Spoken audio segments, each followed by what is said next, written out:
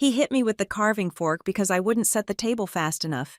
Mom said, "Family first," so I bled in silence. What they didn't know, Grandma had seen everything, and she wasn't about to let it go. That Thanksgiving changed everything. The bruises would fade, but the paper trail I'd been building for years wouldn't.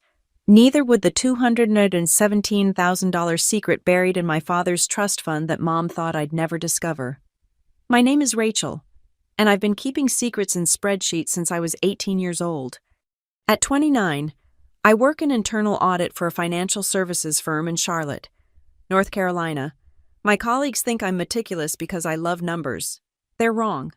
I'm meticulous because I learned early that documentation is the only protection you have when the people who should protect you won't. I lost my father when I was 8, brain aneurysm quick, merciful for him, devastating for me. Mom remarried 2 years later to Frank, a former Marine who wore his veteran status like armor against any criticism. He moved into our house with his pickup truck, his temper, and his conviction that discipline meant dominance. Frank never laid a hand on me when I was a child. He was smarter than that.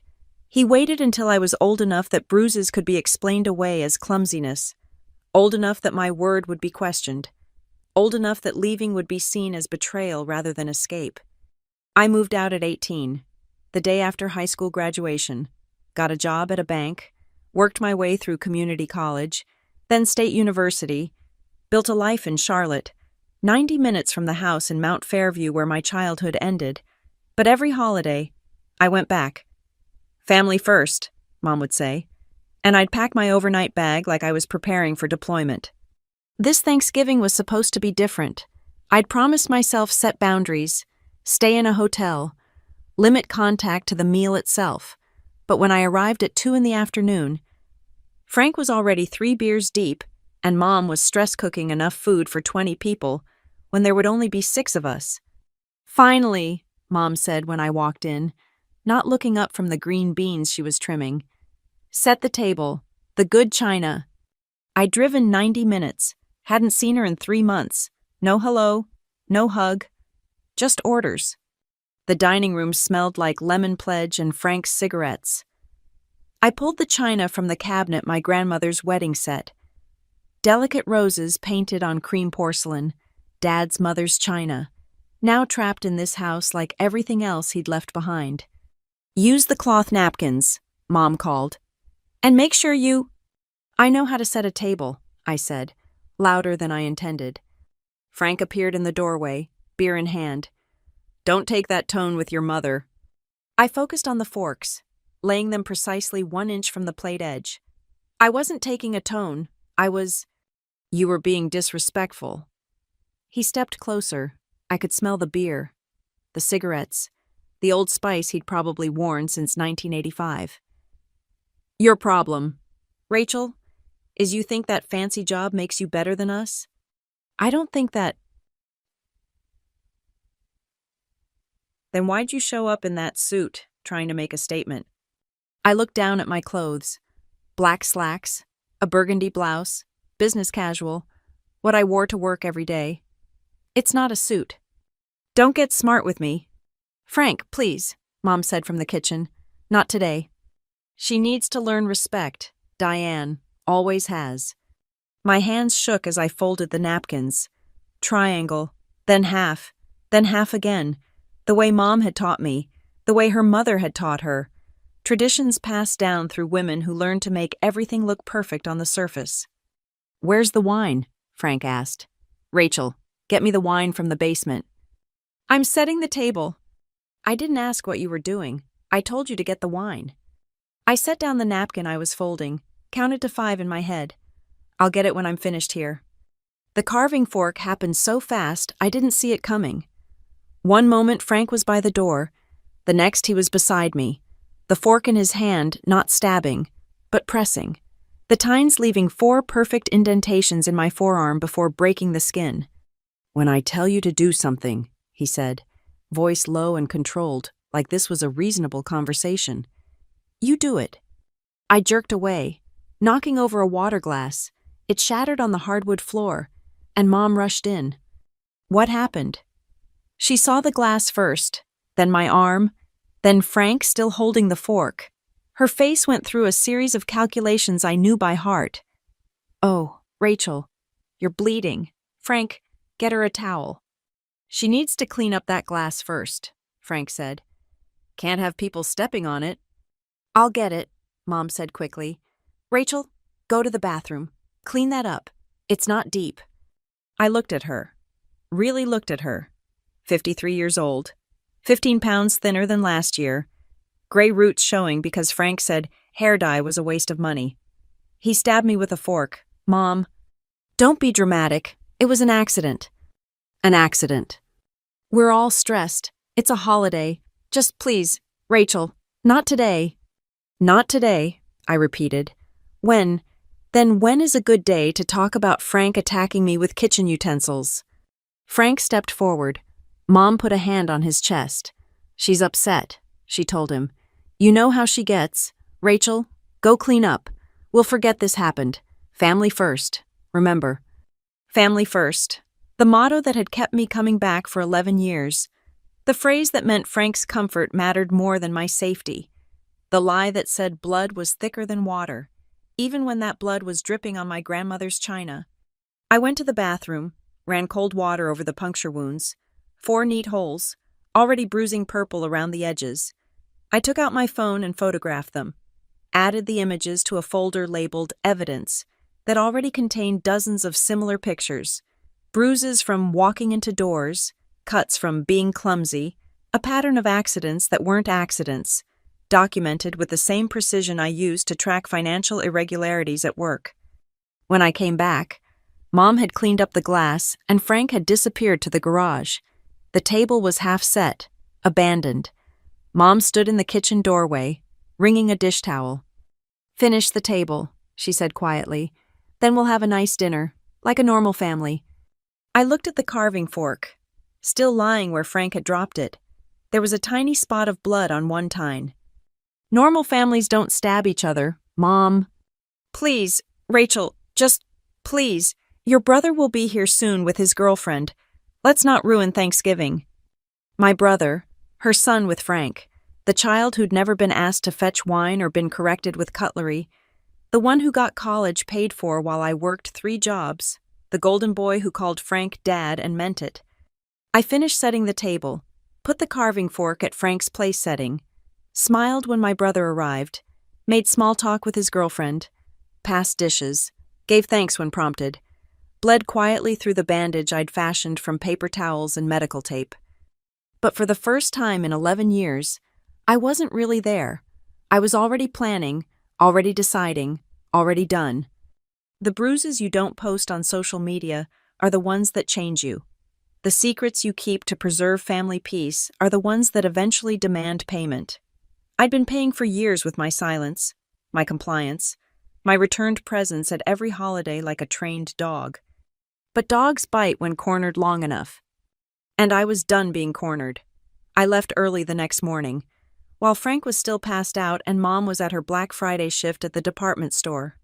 The 4 puncture wounds on my arm had darkened overnight, turning purple-black like rotten fruit. I photographed them again in better light, then drove back to Charlotte wearing long sleeves despite the unseasonably warm November day. My apartment felt like a sanctuary, clean, quiet, mine. I made coffee and opened my laptop, pulling up the spreadsheet I'd maintained for 11 years, every dollar they'd taken, every request disguised as family obligation, every guilt trip that ended with my bank account lighter and their problems temporarily solved. The first entry was from my 19th birthday. Mom had called crying Frank had gotten laid off. They might lose the house. Could I help? Just this once? $500? I'd been making $8.50 an hour at the bank, living on ramen and hope, but family first, right. The entries multiplied from there.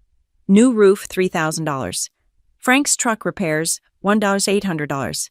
Mom's dental work because Frank's veteran benefits somehow didn't cover dependents, $2,400. My brother Tyler's basketball camp, travel team fees, equipment, another $3,000 over 2 years, always emergencies, always promises to pay me back that evaporated like morning mist. The total at the bottom of the spreadsheet made my stomach turn 47,832. That didn't include the college fund. I'd started saving the day I got my first real job after graduation. Automatic transfers, $500 a month, into a high-yield savings account. The plan was simple: save for 5 years, then use it for an MBA, move up, move on, move away. But 3 years in, Mom found out about it during one of her fishing expeditions disguised as motherly concern. "Must be nice," she'd said, "having all that money saved when your family's struggling." The guilt worked, like it always did. I'd given them $15,000 for Frank's emergency back surgery, except I later found out the surgery cost $8,000 and insurance covered most of it. Where the rest went, I never knew. Probably the same place all the other money went into Frank's truck, his beer, his betting on football games he insisted weren't really gambling. My phone buzzed. Text from Mom. "Hope you made it home safe. Sorry about yesterday. Frank feels bad." I almost laughed. Frank had never felt bad about anything in his life. Remorse required self-awareness, and Frank's self-awareness extended exactly as far as his own comfort. Another text. "Tyler's graduation is coming up in May. We'll need help with the party." There it was, the ask, not even 24 hours after her husband had drawn blood, and she was already setting up the next withdrawal from the bank of Rachel. I typed back no. 3 dots appeared immediately, disappeared, appeared again. Finally, "What do you mean no?" "I mean no. I won't be helping with Tyler's graduation party, or anything else." My phone rang. I let it go to voicemail. It rang again, and again. On the 4th call, I blocked her number. The relief felt like dropping a 100-pound weight I'd been carrying so long I'd forgotten it wasn't part of me. But relief mixed with something else: fear.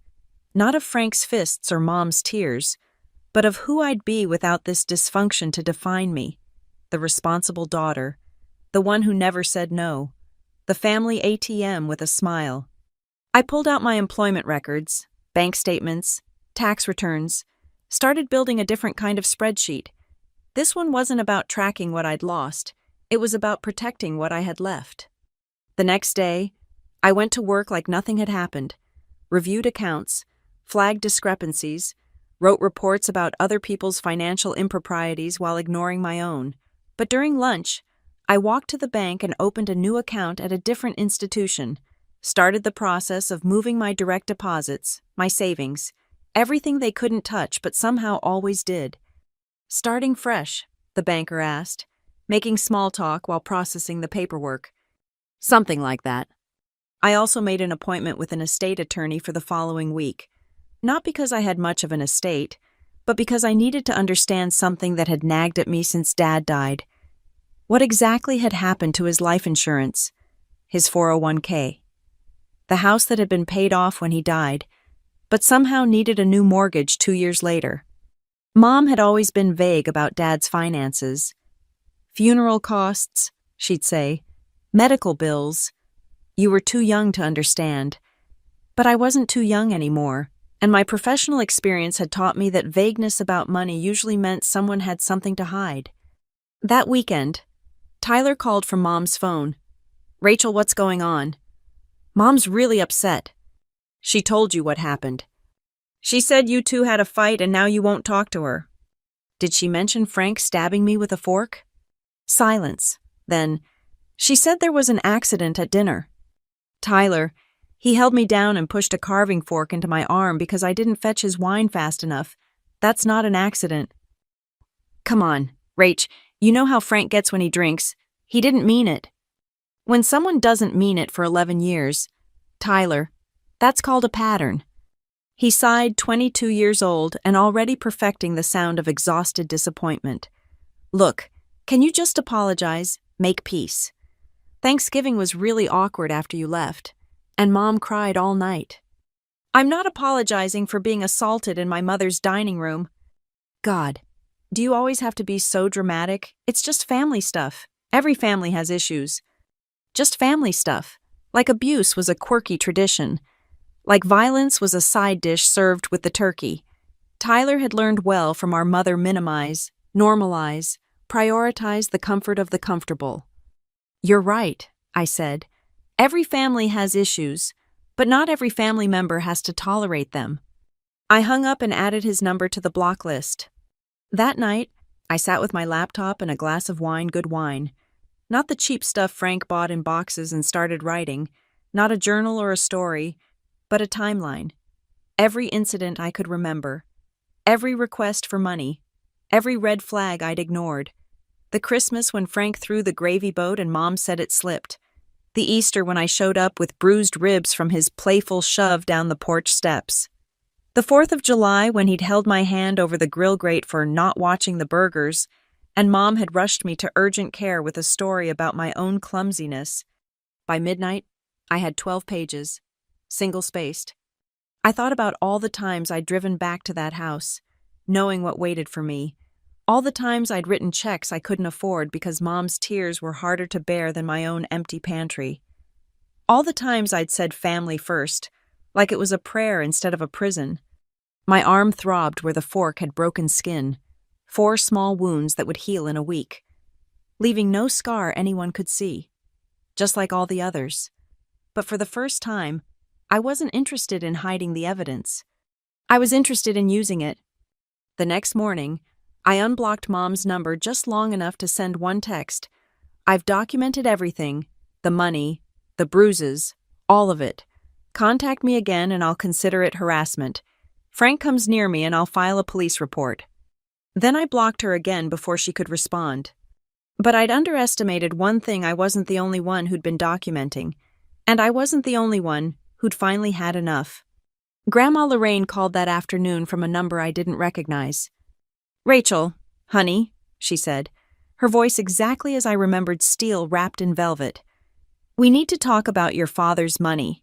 Grandma Lorraine lived 40 minutes from Charlotte in Mount Fairview, the same town where I'd grown up, but in a different world entirely. Her house sat on Maple Street, in the old part of town where the sidewalks were brick and the trees formed cathedral arches over the road.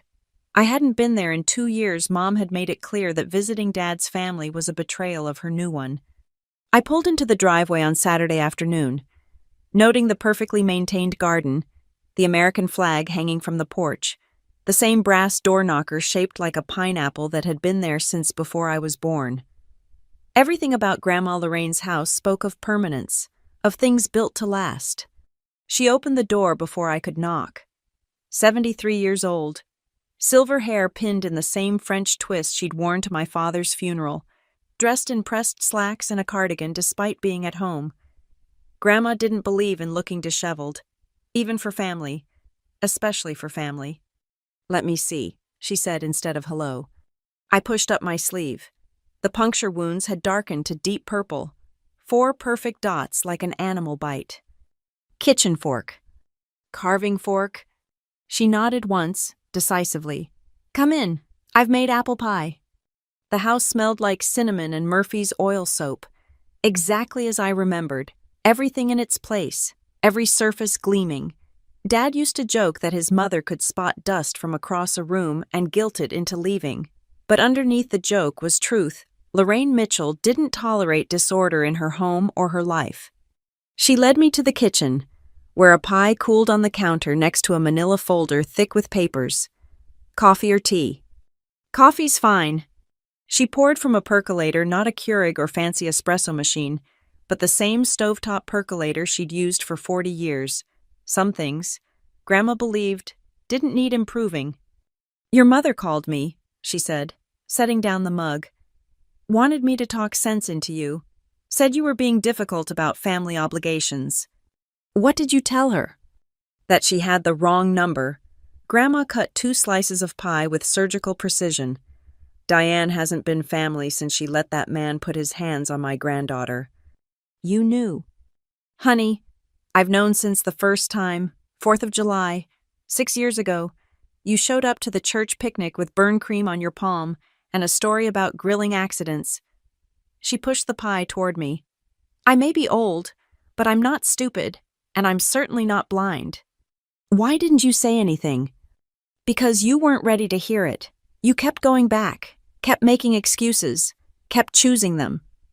She settled into her chair with the careful movements of someone whose joints protested, but whose will didn't yield. But Thursday changed something, didn't it? I could see it in your face at church last Christmas. You were already leaving. Just hadn't picked the date. I thought about denying it, but Grandma had Dad's eyes blue and sharp and impossible to lie to. How could you tell? Same look your father had when he was planning to divorce Diane. The fork clattered from my hand. What? Oh yes, the year before he died. He'd started the paperwork, quietly, carefully. He'd found out about her. Indiscretions. She said the word like it tasted bad. But then the aneurysm took him, and Diane played the grieving widow so well everyone forgot what came before. My chest felt tight. All those years of Mom talking about their perfect marriage, their great love story, how I should be more like her, supportive, understanding, putting my man first, all lies. But that's not why I called, Grandma continued. We need to discuss your inheritance. I didn't get an inheritance. Mom said Dad didn't have life insurance. Your mother says a lot of things. That doesn't make them true. She opened the manila folder, spreading papers across the table.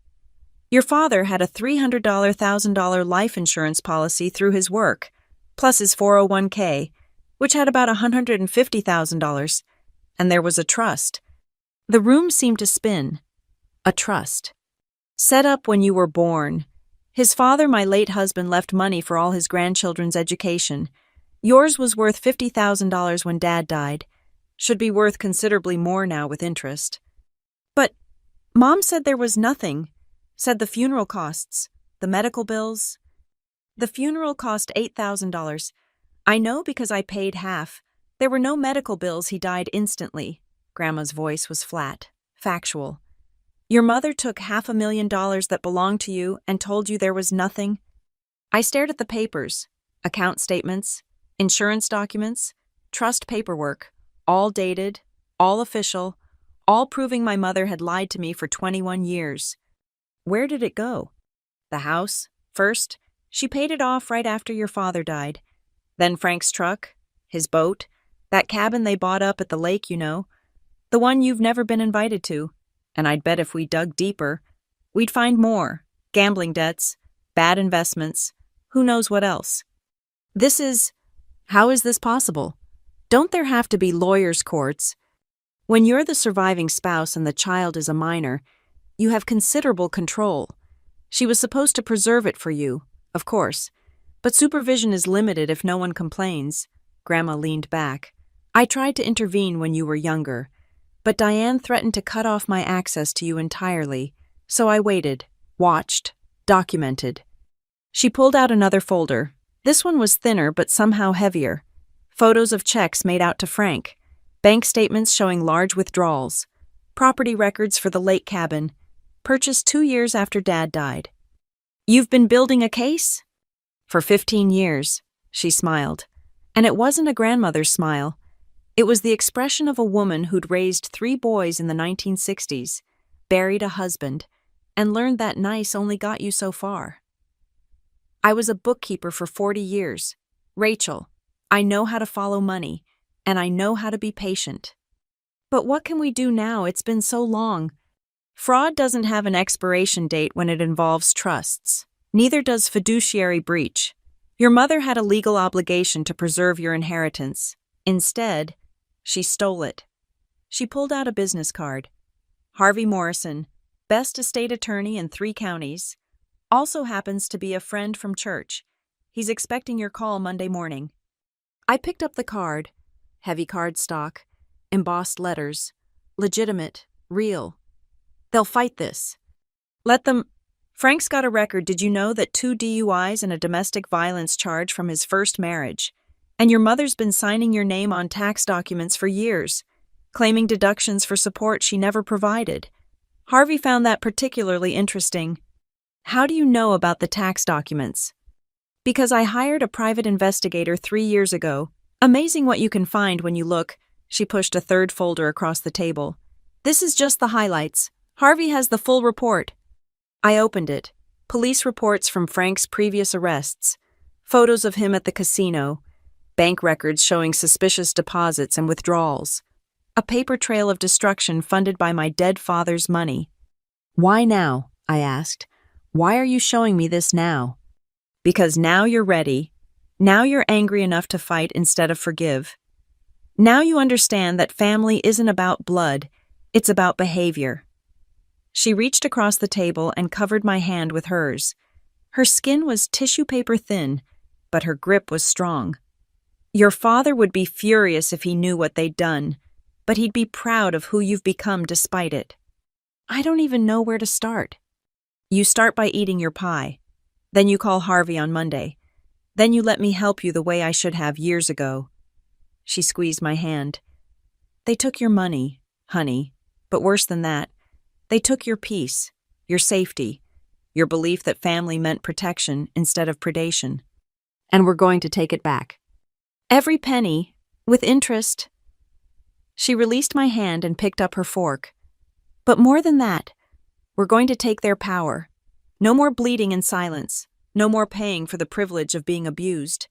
No more choosing them over yourself." I took a bite of pie.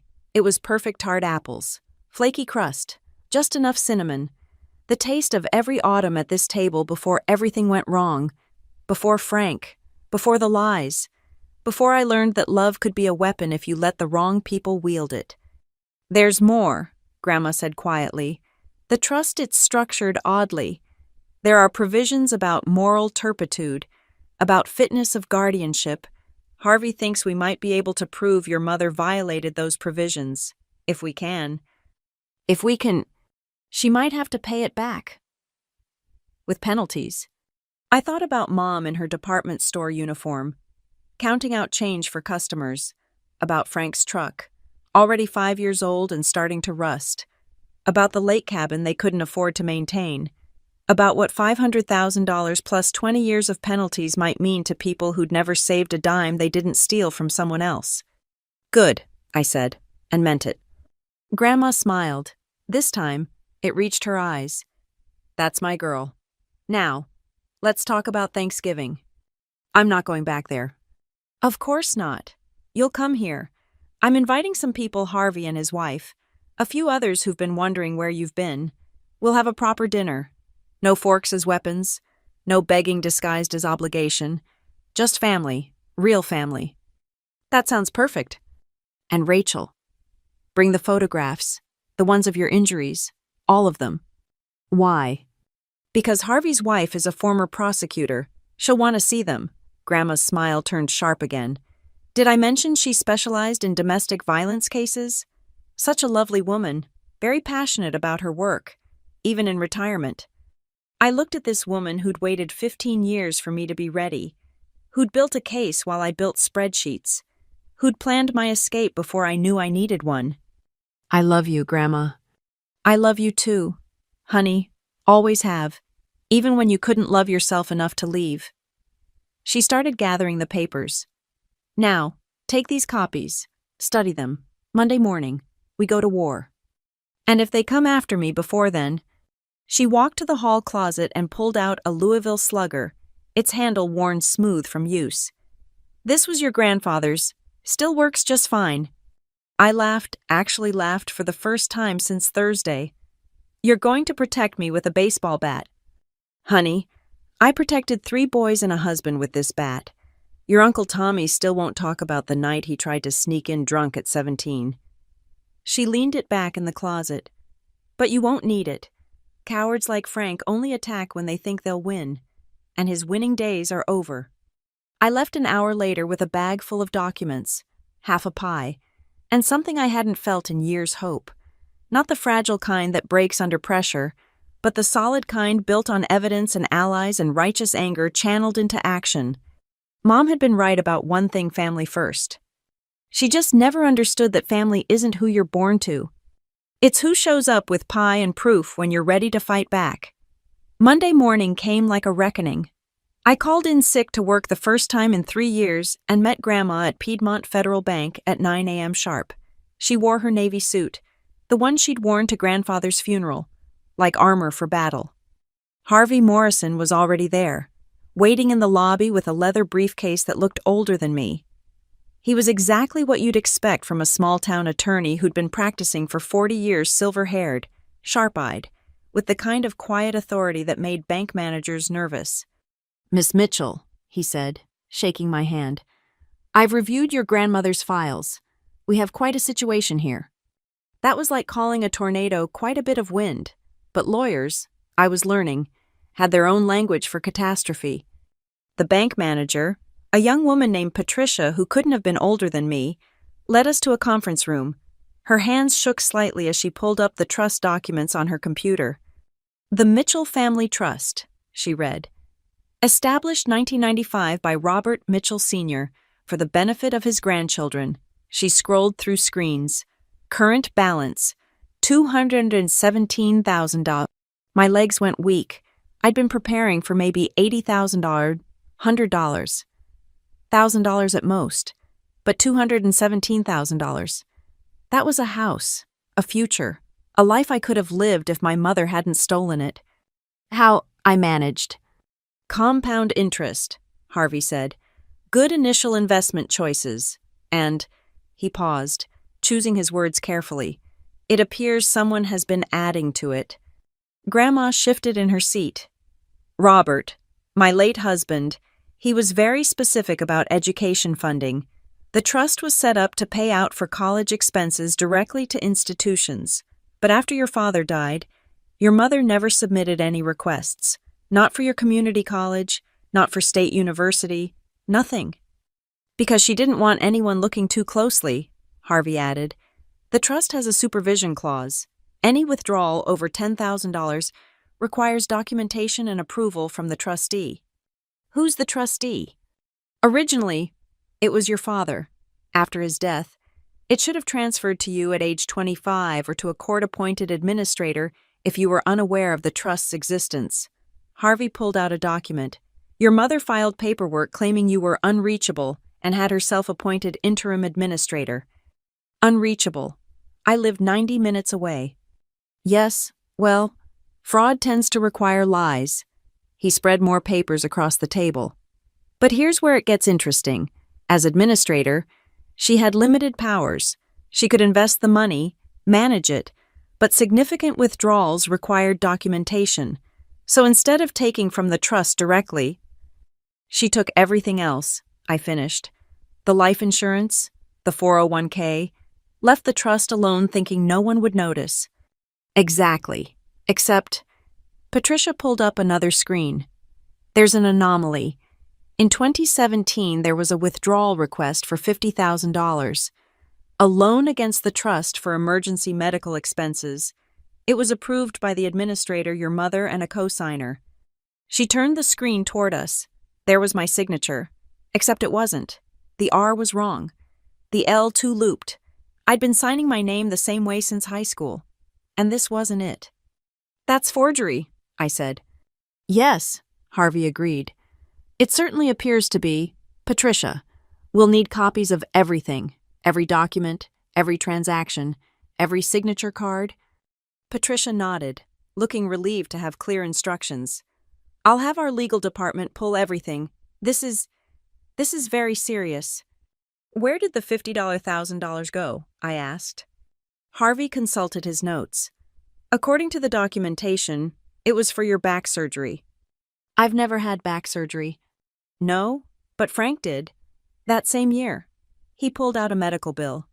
Interesting coincidence. We spent the next 2 hours going through everything. The trust documents, the forged loan paperwork, the insurance policies that had been cashed out without my knowledge, the 401k that had been drained before I even knew it existed.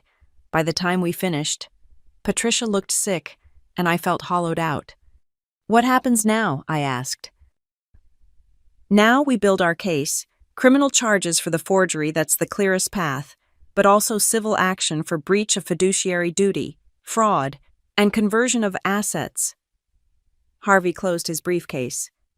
"They'll have to account for every penny, and if they can't—" "Which they can't," Grandma interjected. "I've seen their finances. They're leveraged to the hilt. Second mortgage on the house, equity loan on the cabin, credit cards maxed out.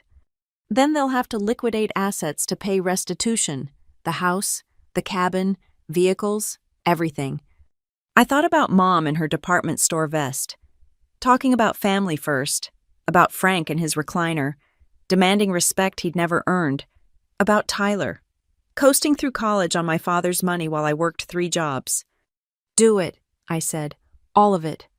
Harvey nodded. "I'll file the paperwork this week. Fair warning once we do this. There's no going back. They'll know you're serious.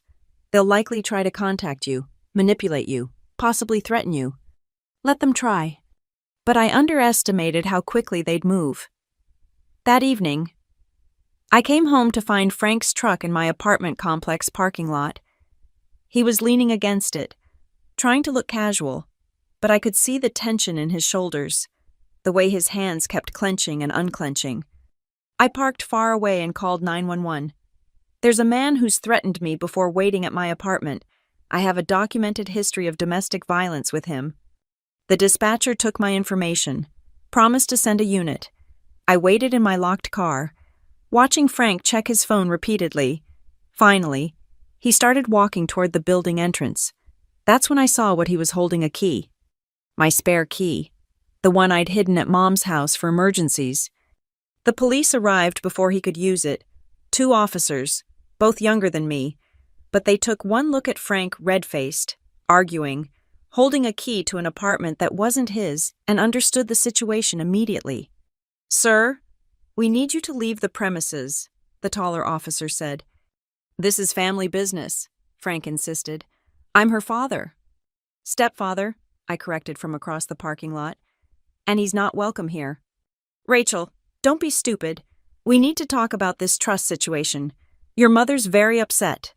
"Sir," the officer said again, "you need to leave. Now." Frank looked between us, calculating. For a moment, I saw what he wanted to do: the violence just under the surface, the rage at being challenged. But he also saw the officers' hands resting on their service weapons, their body cameras recording everything. "This isn't over," he said, throwing the key on the ground. "You ungrateful little—" "Sir," the officer's voice was sharp now. "Leave. Don't come back. Don't contact her again." Frank got in his truck, slammed the door, and peeled out of the parking lot. The officers waited until he was gone, then took my statement. I showed them the photos of my injuries from Thanksgiving, explained about the trust, the forgery, the ongoing situation. "You should consider a restraining order," the younger officer suggested. "With this documentation, you'd likely get one." "I'll talk to my lawyer." They gave me a case number, assured me they'd add this to the file. After they left, I picked up the spare key from the ground and went inside. Changed my locks that night, installed a doorbell camera the next day, started the paperwork for a restraining order by Wednesday. But the real surprise came Thursday afternoon when Grandma called. "You need to come over," she said. "Bring Harvey if you can. Diane just left, and you need to see what she brought." I met them at Grandma's house an hour later. On the kitchen table was a cardboard box filled with papers, old papers, yellow with age, some water-stained, all clearly neglected. "Your mother dropped this off," Grandma said. "Said it was your father's things, that I should have them." Then she started crying about how we were destroying her family. Harvey was already sorting through the papers with gloved hands. Insurance policies, bank statements, investment records. He paused. All from before his death. "Why would she give us these?" I asked. "Because she's scared," Grandma said. "She's trying to look cooperative, hoping we'll go easier on her if she helps." Harvey held up a document. "Or because she doesn't know what's in here." He showed us the paper, a bank statement from an account I'd never heard of. "This is from a different bank. Shows regular deposits. Looks like—" He studied it closer. "Your father was moving money, preparing for something." "The divorce," Grandma said quietly. "He was protecting assets." We went through everything. Dad had been systematic, careful. He'd opened accounts Mom didn't know about, moved money slowly, quietly, built a safety net for the future he'd never get to see. And then Harvey found it, a single sheet of paper tucked between 2 bank statements. Handwritten, Dad's writing, which I'd recognize anywhere. "For Rachel," It read, "If something happens to me, know that everything I have is yours. Your mother is not the person I thought I married. I'm trying to fix things, to protect you. But if I can't be strong, be smart. Don't let them dim your light. All my love, Dad." The room went silent. I read it again and again. This man I'd idolized, who I'd thought had left me unprotected, he'd tried. He'd seen what was coming and tried to save me from it. "This changes things," Harvey said quietly. "This shows intent. Shows he was actively trying to separate assets because he knew." He trailed off. "Knew what she was," Grandma finished. "We all did, eventually, but by then it was too late." "Not too late," I said, folding the letter carefully. "Just delayed." "There's more," Harvey said, pulling out another document. "This account, the one he was moving money to, it's still open, still active, with 21 years of interest." "How much?" He showed me the statement, $73,000 in change. "She never knew," I breathed. "All these years, she never knew he'd hidden money from her. The account was in his name only, with you as beneficiary, without this statement, without knowing which bank. She'd never have found it." Harvey smiled grimly. "Your mother just handed us another $73,000 she stole from you without even knowing it." I looked at the box of papers. Mom's attempt to buy mercy had instead given us more ammunition. Her fake tears and manipulation had backfired spectacularly. "Harvey," I said, "I want to add something to the lawsuit." "What's that?" "Intentional infliction of emotional distress, pain and suffering, whatever else you can think of. I want them to understand that every action has consequences." He nodded. "I'll draft the amendments tonight." Grandma reached over and squeezed my hand. "Your father would be so proud." I held the letter he'd written, this evidence of love and foresight and protection attempted against impossible odds. I think he'd mostly be relieved that finally, after all these years, someone's standing up to them. "Not someone," Grandma corrected. "Family, real family." And for the first time since I was 8 years old, I truly understood what that meant. The paperwork consumed my life for the next 2 weeks. Harvey filed the civil suit on a Tuesday, and the criminal complaint for forgery on Wednesday. By Thursday, my phone was ringing nonstop numbers I didn't recognize, voicemails I didn't listen to. Tyler tried to reach me through social media, through work email. Even had a friend who worked at my bank try to guilt me in the break room. "Your mom's a wreck," the friend someone I'd barely spoken to before said. "Tyler says you're trying to destroy your family over money." "I'm trying to recover stolen money," I corrected. "There's a difference." But the real education came from building the complete financial picture. Harvey had hired a forensic accountant, a sharp woman named Dolores who treated numbers like puzzle pieces. She spread papers across Grandma's dining room table, creating a timeline of theft that was staggering in its scope. "Let's start with the life insurance," Dolores said, adjusting her reading glasses. $300,000, received by your mother as beneficiary, standard so far, but look here." She pointed to bank records. The full amount was deposited, then immediately dispersed. $40,000 to pay off the house, fair enough, but then $60,000 in cash withdrawals over 6 months. No receipts, no trail. "Gambling," Grandma said. "Frank had a problem even then." "Then there's the 401k, valued at $147,000 at time of death. Your mother cashed it out, paid the early withdrawal penalties, nearly $40,000 in penalties, mind you, and walked away with about $90,000. Dolores shook her head. Financially irresponsible, even if it hadn't been theft. She walked us through each transaction, each decision that prioritized immediate gratification over long-term security. The pattern was clear. Take everything liquid, spend it fast, worry about consequences never. "But here's what really interests me," Dolores said, pulling out a new set of documents. "The house, paid off with life insurance money. Yes, but then remortgaged 2 years later, then a home equity line of credit, then a second mortgage. The house your father left free and clear now has $180,000 in debt against it." "For what?" I asked, though I suspected I knew. Boats, motorcycles, an RV that was repossessed after 6 months, vacations to Myrtle Beach and Gatlinburg. Nothing saved, nothing invested, just consumed. I thought about all the times Mom had cried poverty, all the times I'd skip meals to send her money for groceries or utilities, all while they were spending my father's life's work on toys and trips I was never invited to join. "What about the trust?" Harvey asked. "That's the interesting part, because it required documentation for withdrawals. It's actually the most intact. The $50,000 fraudulent loan is the only major hit, which tells me something they knew they were on shaky ground with it. The forgery was desperate, sloppy. They must have needed money badly that year." "Frank's surgery," I said, "and the cabin. They bought it the same year." Dolores nodded. "A pattern of living beyond their means, funded by theft. In my professional opinion, they've stolen approximately $540,000 from you over the past 21 years, including interest and investment opportunity costs." The number sat in the air like a physical presence. $500,000. More money than many people see in a lifetime. "Can we recover it?" "Some. The trust money, certainly. The hidden account your grandmother discovered. Possibly restitution for the forgery. As for the rest..." She gestured at the papers. "You can't get blood from a stone, but you can get assets. The house, primarily, the cabin, vehicles, retirement accounts, if any exist." "They won't go quietly," Harvey warned. "This kind of money, these kinds of charges, people get desperate." He was right. That Sunday, I was leaving Grandma's after dinner when I noticed a familiar truck following me.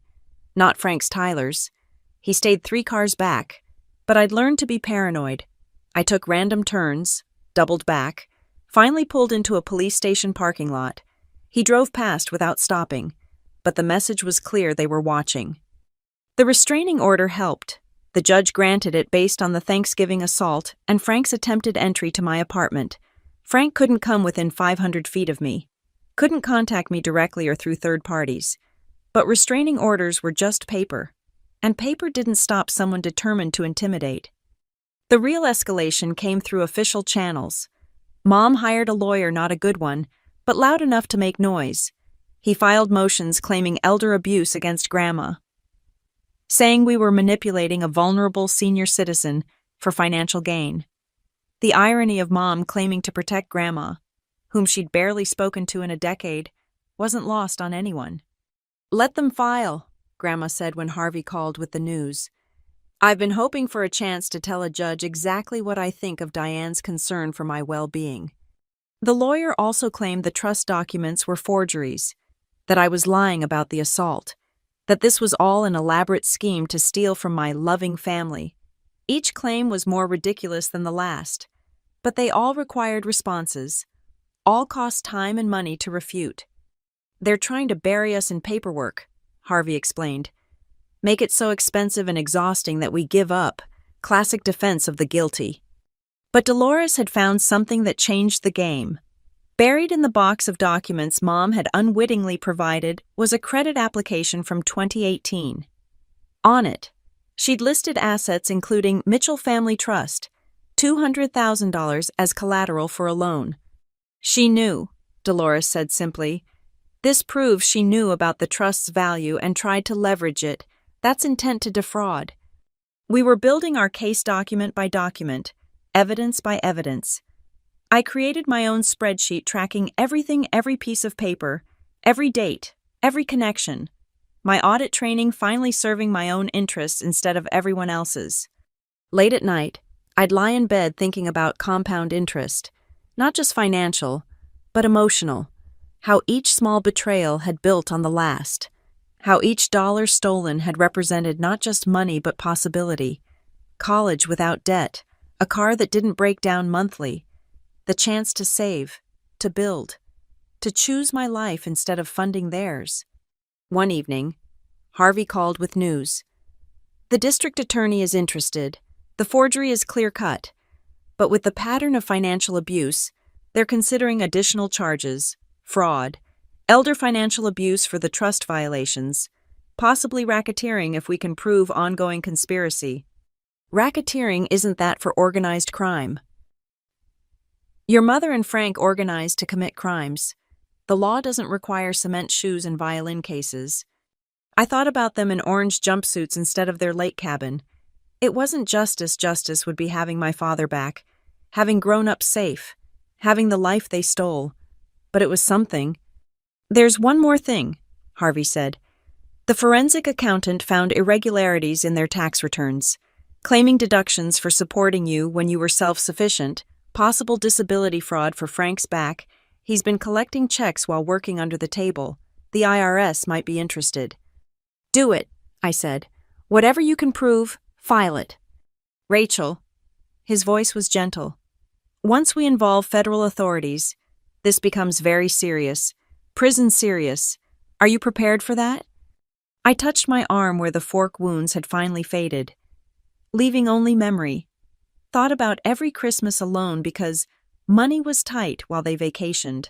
Every birthday card empty of everything but guilt. Every time I'd apologized for existing in my own family. I've been preparing for this my whole life, I said. I just didn't know it until now. The next morning, I met with Dolores one more time. She had final numbers, final projections.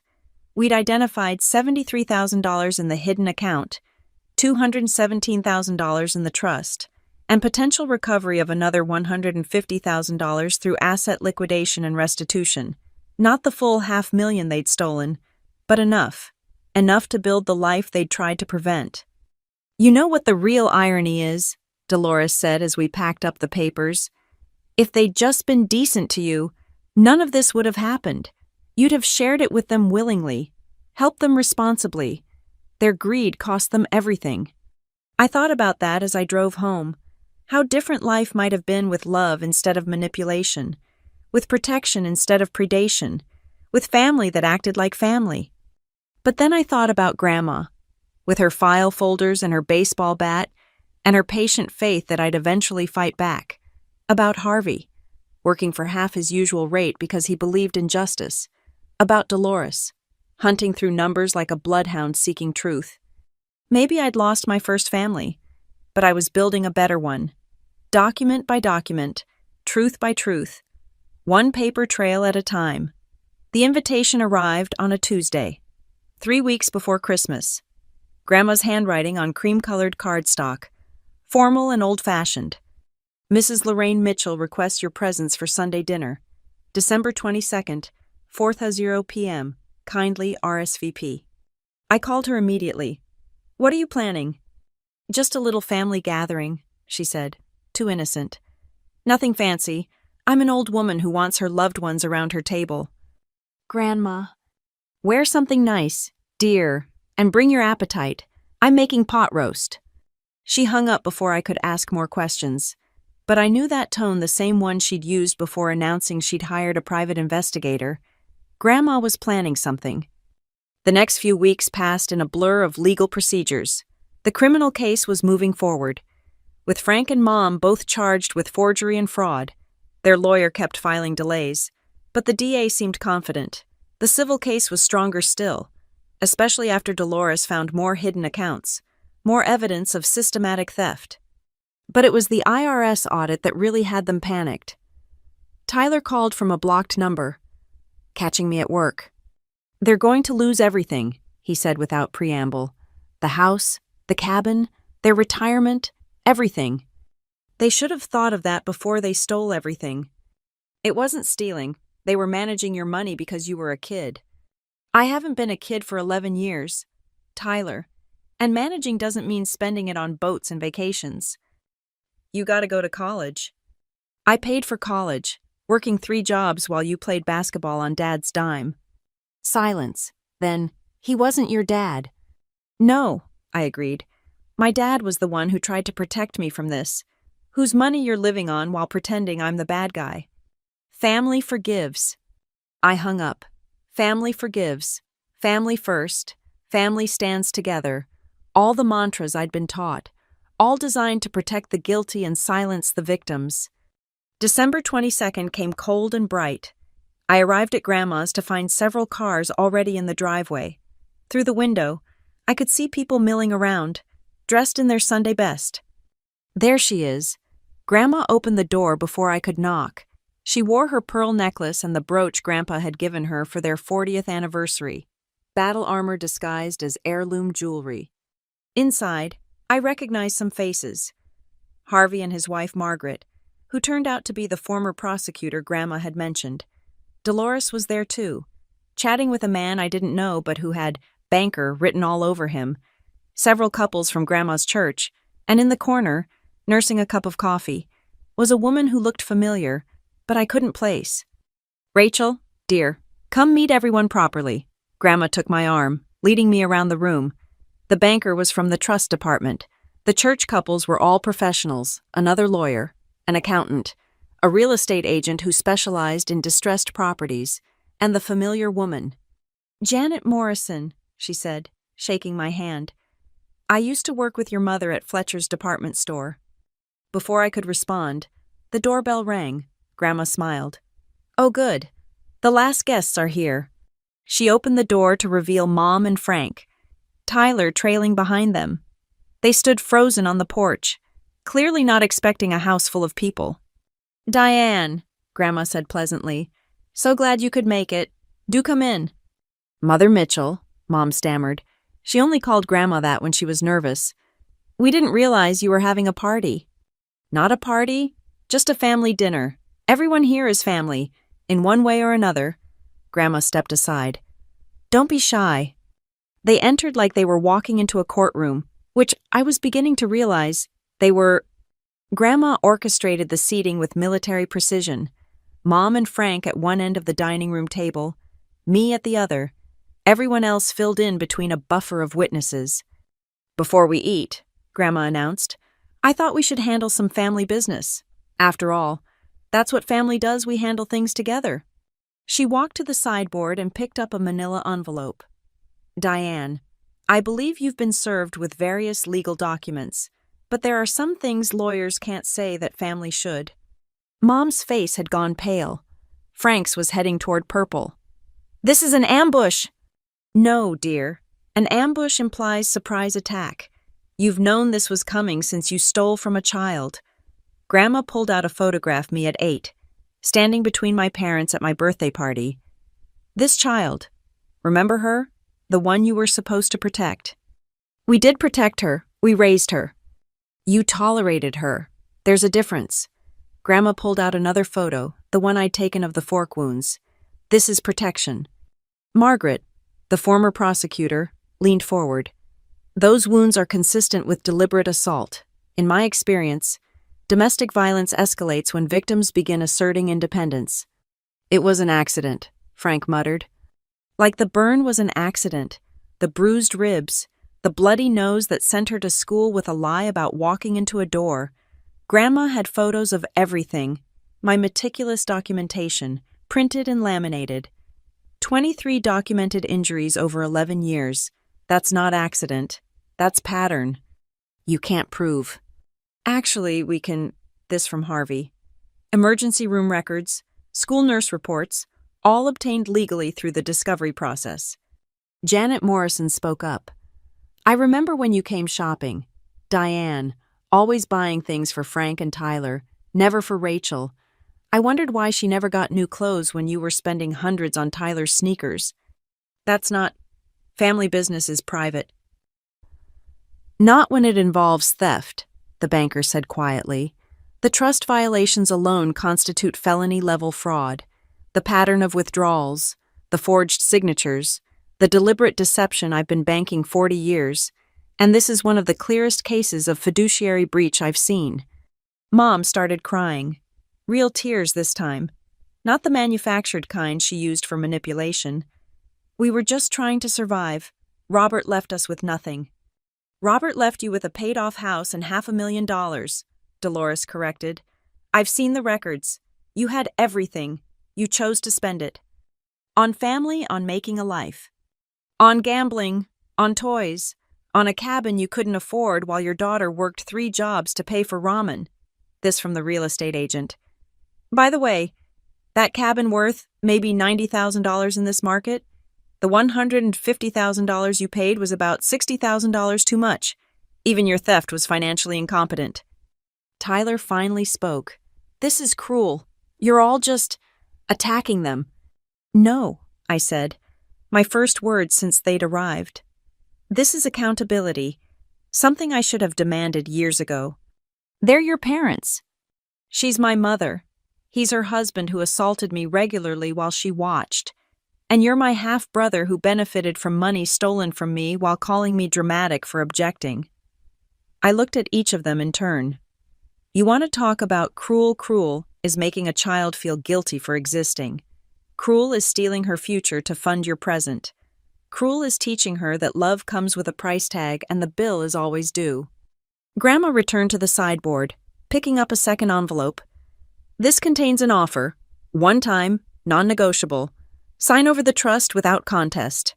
Agree to full restitution for the forgery. Vacate the house within 60 days. It'll be sold to partially cover what you owe. Drop all countersuits. Accept the criminal plea deal the DA is offering. And if we don't, Frank's voice was pure belligerence. Margaret smiled, and it wasn't pleasant. Then we proceed to trial. All of it. Criminal charges for assault, fraud, forgery, elder abuse, civil suits for conversion, intentional infliction of emotional distress, punitive damages, IRS prosecution for tax fraud. I've consulted with the current DA. He's very interested in making an example of family financial abuse. Prison time, Harvey added helpfully. Significant prison time, 5 to 10 for the fraud alone, more for the assault charges, and that's before the federal charges. You can't. We can. Grandma's voice cut through Frank's bluster. And we will. You stole from my granddaughter. You hurt her. You made her doubt her worth and pay for your failures. That ends now. Mom was sobbing. Real, ugly sobs that shook her whole body. For a moment, I almost felt something. Then I remembered all the times she'd turned away while Frank raged. All the times she'd chosen his comfort over my safety. All the times she'd cried about money while spending what was mine. Why, she asked between sobs, why are you doing this? Because she deserves justice, Grandma said simply, and you deserve consequences. The room fell silent except for Mom's crying. Frank's face had gone from purple to gray. Tyler looked like he wanted to disappear into his chair. You have 48 hours to decide, Harvey said. The offer expires at 5 p.m. Tuesday. After that, we proceed to trial. Get out, Grandma said, still pleasant. This table is for family. They left in shambles, Mom still crying, Frank muttering threats too quiet to be actionable, Tyler shooting me looks of pure hatred. The door closed behind them with a final sound. Well, Grandma said, returning to her hostess mode, who's ready for pot roast? The dinner that followed was surreal. We ate and talked like we hadn't just destroyed 3 lives. But that was wrong, we hadn't destroyed anything. We'd simply stopped enabling destruction. We'd chosen truth over comfort, justice over false peace. That was quite something, Margaret said over dessert. I've prosecuted hundreds of cases, but family theft hits different. The betrayal is so complete. Will they take the deal? I asked Harvey. They'd be fools not to. Prison versus probation, asset forfeiture versus bankruptcy. It's not really a choice. They'll take it, Grandma said confidently. Diane's scared of prison, and Frank's a coward. They'll sign. She was right. Tuesday afternoon, Harvey called to confirm. They'd signed everything. The trust was mine. The hidden account was mine. The house would be sold. Proceeds to me after debts were paid. They'd pled guilty to reduced charges probation for Mom. 6 months minimum security for Frank due to his record. It's over, Harvey said. You won. But sitting in my apartment that night, I didn't feel like I'd won anything. I felt empty. 21 years of fighting for crumbs of love, of paying for the privilege of family, of accepting pain as the price of belonging over. The money would help. I could go back to school, get my MBA, buy a reliable car, start the investment portfolio I'd always dreamed of, build the life they'd tried to steal. But money couldn't buy back the years, couldn't erase the scars, couldn't give me parents who'd chosen me over themselves. My phone buzzed. A text from Grandma. I'm proud of you. Your father would be too. This was never about the money, it was about your worth. Never forget what you're worth. I looked around my small apartment, at the spreadsheet still open on my laptop, at the photos I'd finally removed from their hiding place, at the letter from Dad, now framed on my desk. Maybe I hadn't won, but I'd stopped losing. And sometimes, that's the greatest victory of all. The call came at 3 a.m. on a Thursday, 2 weeks after they'd signed the papers, not from Mom's phone or Frank's, but from Wake Medical Center. Is this Rachel Mitchell? The voice was professionally calm. Your brother Tyler gave us your number. There's been an accident. I sat up, instantly alert. What kind of accident? Your stepfather, Frank Morrison. He was brought in about an hour ago. Alcohol was involved. He's stable, but I have a restraining order against him. A pause. I see. Well, he's been asking for you, quite insistently. Your mother is here as well. No. The word came out harder than I intended. I won't be coming. Thank you for calling. I hung up before they could guilt me further, but sleep was impossible after that. I made coffee and sat at my kitchen table, staring at my phone, waiting for it to ring again. It did. 15 minutes later, Tyler. He's dying, he said without preamble. Liver's failing. Has been for months. Apparently, the accident just made it obvious. That's not my problem. Jesus, Rachel, he's dying. Whatever happened between you? What happened is he assaulted me repeatedly while stealing my inheritance. He's in this situation because of his own choices. Mom needs you. Mom needed me to be her ATM and punching bag. I'm neither anymore. You're really not coming, even now. I thought about it. Really thought about it. The trained response to run when family called. To forgive the unforgivable. To show up and shut up and pay up. But that girl was gone. Bled out through fork wounds and burnt flesh and bruised ribs. No, I'm really not coming. He hung up on me. I blocked his number and went back to bed. The next morning, Grandma called. Diane left 6 voicemails on my machine. Frank's in bad shape. I know. The hospital called. Are you going? Would you? She was quiet for a moment. No, but I'm old and bitter. You're young. I don't want you to have regrets. My only regret is not leaving sooner. Then that's your answer, honey. Stand by it. But standing by it was harder than I'd expected. Mom found ways around the blocked numbers calling from the hospital. From Janet Morrison's phone.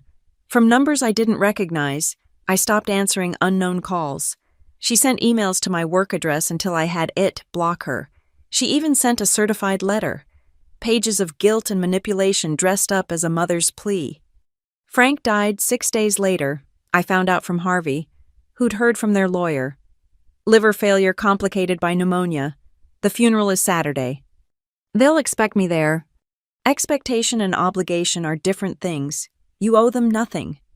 But Tyler wasn't done. He showed up at my office Friday afternoon, slipping past security with a visitor's badge.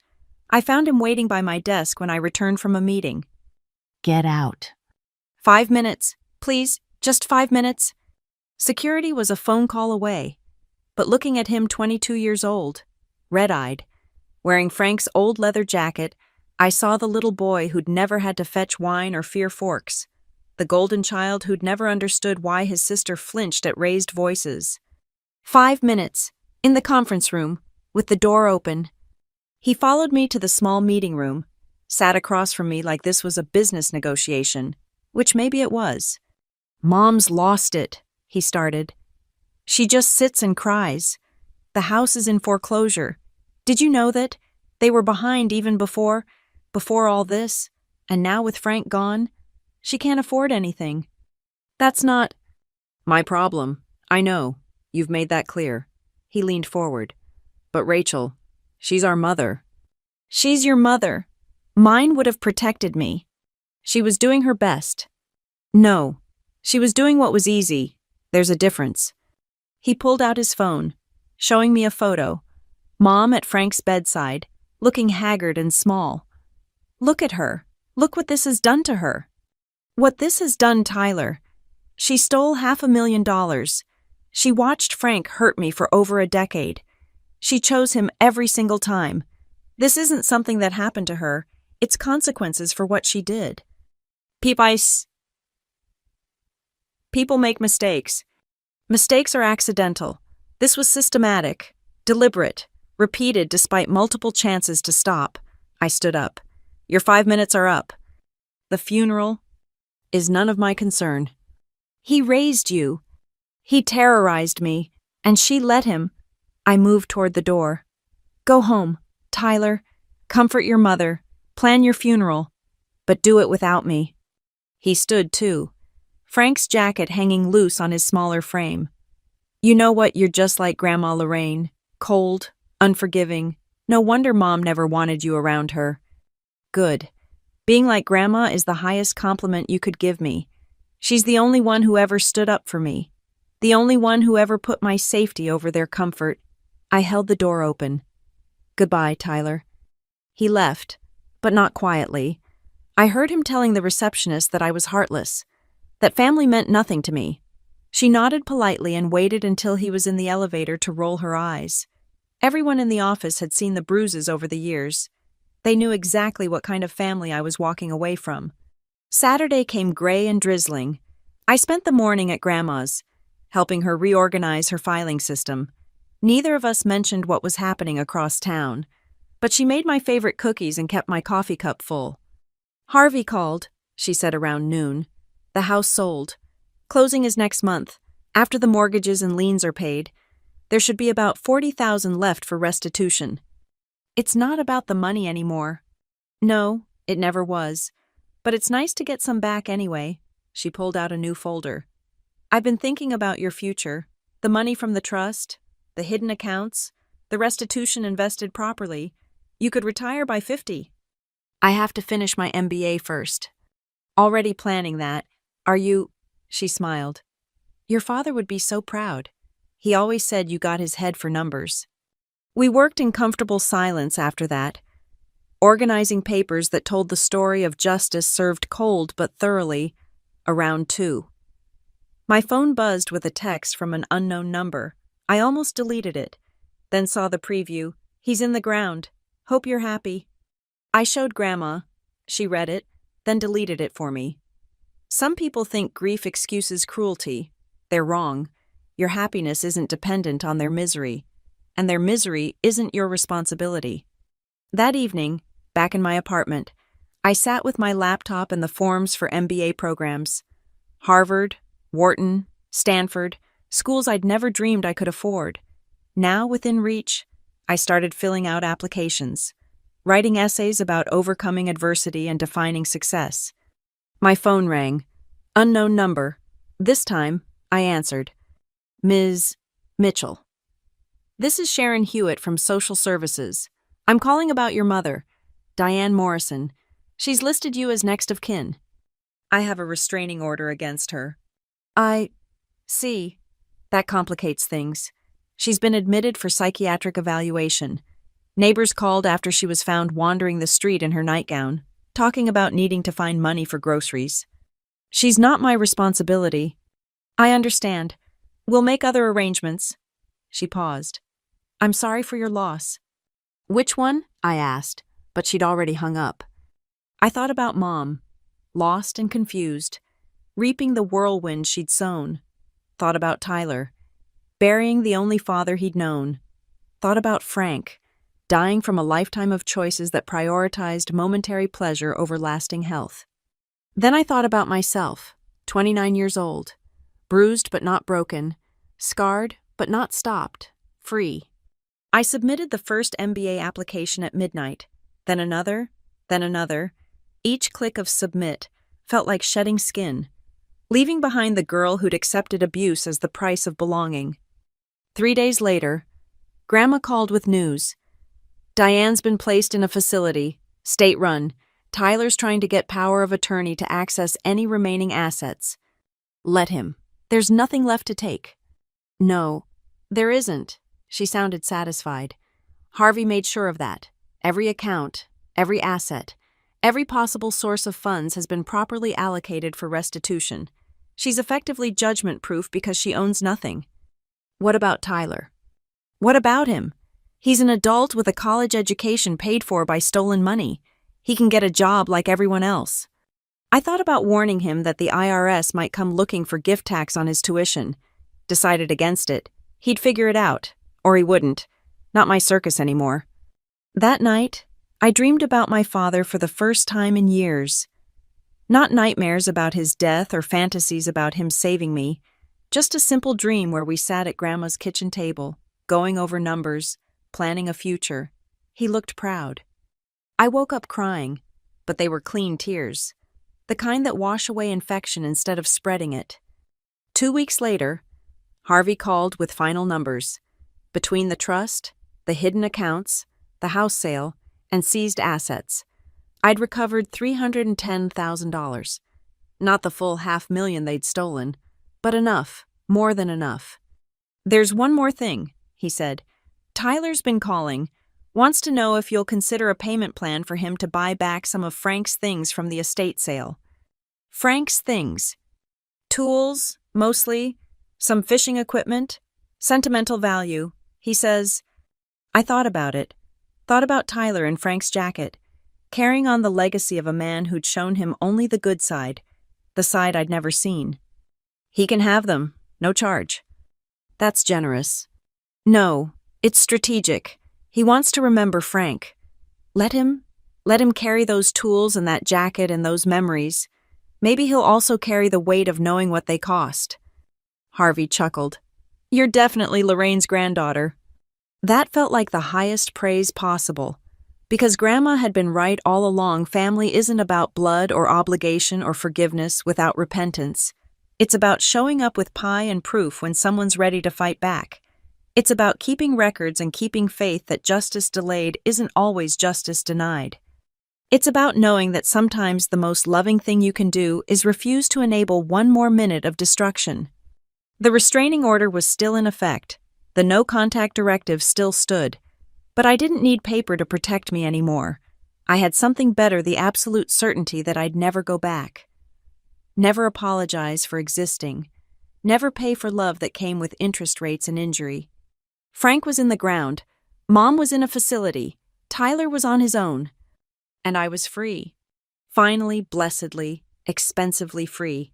Frank was dead, but his ghost haunted the paperwork. 6 weeks after the funeral, Harvey called with updates on the estate settlement. I sat in my apartment, laptop open to MBA program websites, listening to him detail the final untangling of my stolen inheritance. The IRS audit revealed more than we initially thought, he said. Frank had been collecting disability for 5 years while working construction under the table. They're pursuing the estate for $67,000 in fraudulent benefits. The estate that has no assets because everything went to restitution. Exactly. Which brings us to your mother. Papers rustled on his end. The facility contacted me as her last known legal contact. She's been diagnosed with severe depression and anxiety. They're recommending long-term care. Paid for by the state, I assume, since she's indigent. Yes, but Tyler's been making noise about getting her released to his care. I almost laughed. Tyler, who'd never held a job longer than a summer, planning to care for our mother on his zero income. Good luck with that. There's something else. We received a package at the office addressed to you. From Diane. The facility screened it, just papers. They said, should I forward it? I thought about it. Did I want to read whatever guilt-laden manifesto she'd penned from her hospital bed? Then again, documentation had been my salvation. Maybe hers would be educational too. Send it. I'll add it to the file. The package arrived 3 days later, not a letter, as I'd expected, but a journal. Worn leather cover, pages yellowed with age. I recognized it immediately, Mom's diary from when she'd first married Frank. I'd seen her writing in it years ago, before she'd hidden it away. I made coffee before opening it, steeling myself for whatever revision of history she'd constructed. But the first entry stopped me cold. September 15th, 2005. Frank hit me today. Rachel was at school. He said I was too soft on her. that she needed a firm hand. When I disagreed, he showed me what firm meant. I can't let Rachel see the bruise. She's already lost so much. I read that again, then again. Mom knew, from the beginning. She knew what Frank was, and she'd stayed anyway.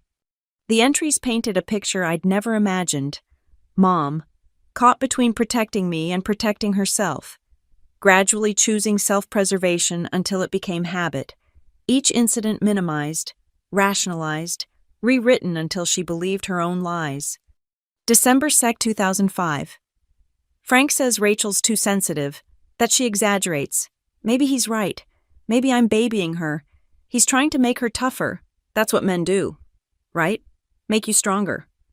July 4th, 2009. The burn was an accident. Had to be. Frank loves Rachel in his way. He's just not good at showing it. We'll get her hand looked at. Make up something about fireworks. No need to make it bigger than it is. Page after page of delusion. But between the lines, I could read the truth. A woman so desperate to keep her second chance at marriage that she'd sacrifice her daughter's safety. A mother who'd chosen a man over her child and spent years justifying it. The last entry was recent, dated the day after Frank died. He's gone. The house is gone. Rachel's gone. I gave up everything for a man who gave me nothing but bruises and debt. I see that now. Too late. Always too late. But I can give her the truth. Maybe she'll understand. Maybe she'll forgive. Maybe I'll forgive myself. I won't. I closed the journal and sat in silence. Understanding wasn't forgiveness. Knowing why she'd failed didn't erase the failure. But it did give context to the destruction, two broken people breaking a child because they didn't know how to be whole. My phone rang. Grandma. Harvey told me about the journal. Are you all right? I'm processing. Do you want to come over? I made soup. 20 minutes later, I sat at her kitchen table while she ladled out chicken noodle soup that could cure any ailment except the past. She knew, I said. From the beginning, she knew he was violent. Most of them do, honey. They just think they can fix it, or deserve it, or that it's better than being alone. Grandma sat across from me. I knew too, for what it's worth. Saw the signs. Should have done more. You did everything you could without losing access to me. Still feels like not enough. She reached over and squeezed my hand. But dwelling on what we should have done differently won't change what happened. The question is, what do you do with this information now? I thought about it while eating soup that tasted like safety. Nothing. I do nothing. She made her choices. She's living with the consequences. This doesn't change anything. No, but it might change how you feel about it. I search for words. Sad. For the mother she could have been. For the life we could have had. But not guilty. Not anymore. Good. Guilt was never yours to carry. That weekend, I met with Margaret, Harvey's wife, for coffee. She'd asked to talk about the case. Said she was writing a paper on family financial abuse for a law journal. Your case is textbook in many ways, she said, recorder running between us. But unique in the documentation, most victims don't keep such detailed records. I learned early that my word meant nothing. Paper trails were the only truth they couldn't deny. When did you start documenting?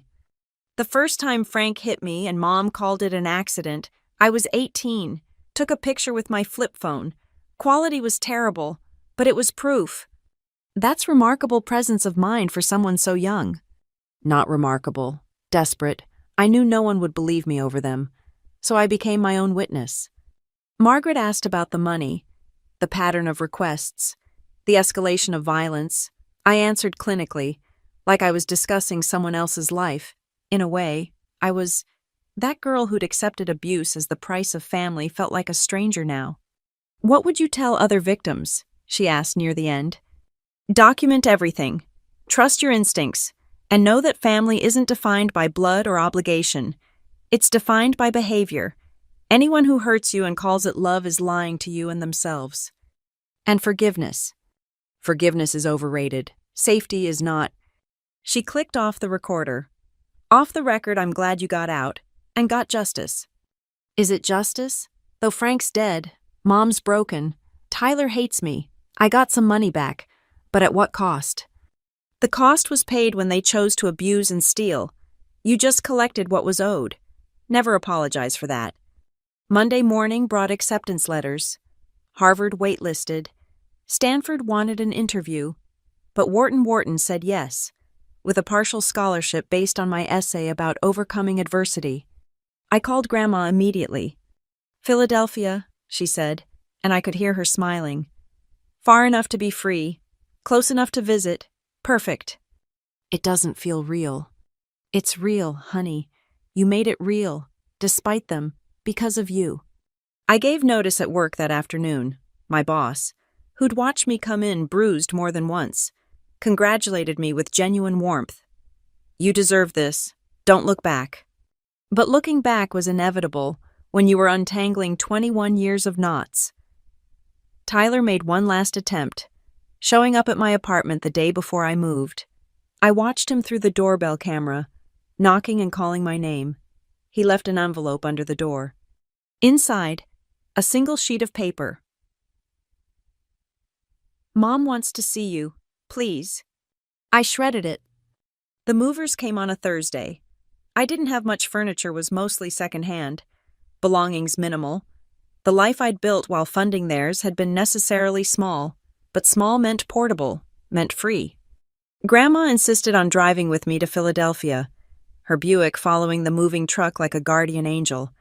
We spent the night in a hotel halfway there, eating takeout and watching game shows like we had when I was young, and she'd sneak me away for weekends. I have something for you, she said during a commercial break. She pulled out a small wooden box. This was your father's. I've been saving it for when you were ready. Inside was his college ring, his watch, and a letter. Not the one I'd already framed, but another. This one addressed to Grandma. Mom, if you're reading this, something's happened to me. Please watch over Rachel. Diane isn't who I thought she was. I've tried to protect what I can. But if I'm gone, Rachel will need you. Don't let them dim her light. She's special. Mom, make sure she knows it. Love, Robert. He knew he was sick. He had headaches, dizzy spells. The doctor said stress. But Robert worried it was more. He was right to worry. She closed the box. He loved you so much. Honey, never doubt that. I don't, not anymore. We arrived in Philadelphia on a Friday afternoon. My new apartment was small but clean, in a building full of grad students and young professionals. Grandma helped me unpack, insisting on making the bed with hospital corners and stocking the kitchen with proper supplies. You'll need good pans, she said, unpacking the cast iron skillet she'd brought. And this, she pulled out the pie dish, for when you need to remember home. Grandma. The good home, the one where you're safe and loved and valued. That's your real home, honey. Wherever I am, wherever you are, that's home. She stayed the weekend, helping me settle in, finding the nearest grocery store, the best coffee shop, the safest routes for evening runs, being a grandmother even when I was trying to be a whole new person. I'm proud of you, she said Sunday morning, preparing to leave. Your father would be too. You took the worst they could do and turned it into this. That's not survival, honey. That's triumph. I walked her to her car. This woman who'd waited 15 years for me to be ready to fight, who'd kept records and kept faith, who'd shown me that family could be a choice instead of a sentence. Thank you, I said. For everything, for waiting, for the files, for the baseball bat. She laughed. Thank the bat yourself. It's in your closet, just in case. I won't need it. No, you won't. You've got something better now, the knowledge that you can save yourself, that you already have. She hugged me tight. Call me when you start classes. I want to hear everything. I watched her drive away, then walked back to my new apartment. My apartment, paid for with my money, earned through my job, protected by my boundaries. The journal Mom had sent sat on my desk. I'd brought it, thinking maybe I'd need it for closure, for understanding, for something, but standing in my new space, I realized I didn't. Her story was her story. Her choices were her choices. Her consequences were her consequences. My story was just beginning. I put the journal in a box marked storage and shoved it in the closet next to Grandma's baseball bat. Relics of a war that was over, kept just in case but never to be needed again. That night, I sat at my new desk with my laptop, enrolling in classes, planning my future, no one to support but myself, no one to fear, no one to pay for the privilege of existing. The spreadsheet I'd kept for 11 years documenting theft and abuse was closed. The new one I opened had different columns: tuition, books, living expenses, internship opportunities, graduation timeline, starting salaries, investment projections, numbers that added up to a life. My life. Finally. Outside, Philadelphia hummed with possibility. Tomorrow, orientation started. New city, new school, new chance to be the person they'd tried to prevent.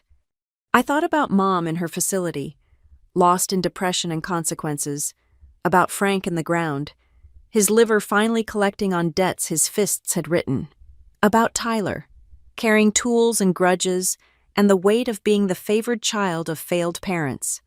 Then I stopped thinking about them at all. The bruises had faded, the wounds had scarred, the money had been recovered, most of it. Anyway, enough to build on, enough to begin. In the morning, I'd walk into Wharton as Rachel Mitchell, MBA candidate, not someone's daughter or victim or ATM, just Rachel. Finally, fully, freely Rachel. The girl who'd documented her own destruction had become the woman who demanded her own justice. And won. September in Philadelphia meant new beginnings, but October brought unexpected endings. I was deep in midterms, surrounded by finance textbooks and case studies in the Wharton Library, when my phone buzzed. Harvey's number. I stepped outside to answer. Rachel, I'm sorry to bother you during school, but there's been a development. Your mother has been released from the facility. My stomach clenched. Released to whose care? Tyler's. Apparently, he convinced them he could provide adequate support, but that's not why I'm calling. They filed a motion. What kind of motion? They're contesting the estate settlement, claiming undue influence, that your grandmother manipulated you into pursuing legal action. They want the trust funds frozen pending review. I actually laughed, standing outside the business school where I was building my future with money they'd tried to steal. Let me guess. Mom miraculously recovered once she heard I was in graduate school. The timing is certainly suspicious, but here's the thing. They have a lawyer, not a good one, but someone willing to file papers.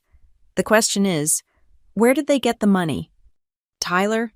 He still had one more semester of college funded by the stolen money. He must have dropped out, taken the refund. That would be my guess. The motion is frivolous, won't go anywhere, but it'll cost money to fight. They're hoping to bleed you with legal fees. Of course they are. I watched students hurrying between classes, backpacks full of futures that didn't include family extortion. What do you recommend? Let me file a motion for sanctions, vexatious litigation, make them pay your legal fees when they lose. It'll end this quickly. Do it. But ending things was never quick with Mom and Tyler.